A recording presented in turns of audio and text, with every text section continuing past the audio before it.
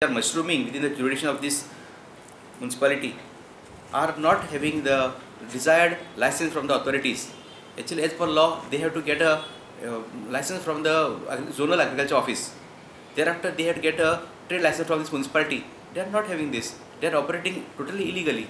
And what they do know, they go house to house. They show them some plants, and these ladies are made to buy this, and thereafter they disappear. The quality which they show and give provide is not the same. So this is totally illegal, and government has already come up with a law, and stringent laws are there in force. So I have already directed my municipal inspectors to inspect all the jurisdiction of this municipality and give me the report. Thereafter I will stop them. This flats, no, where alone some ladies stay, no, and they make a survey, and thereafter there can be many types of incidents in this. नर्सरीवालो म्हणटा झाडां लायली म्हणून जायना, त्यांची कुयदादूय घेवची पडटा. झाड़ को जो जितना मेंटेनेंस करेगा उतना फ्लावर आएगा. बिना मेंटेनेंस नहीं कुछ फायदा नहीं. झाड़ लगाने का भी कुछ फायदा नहीं. मेंटेनेंस जरूरी है. वहाँ का क्लाइमेट ही थोड़ा अलग है.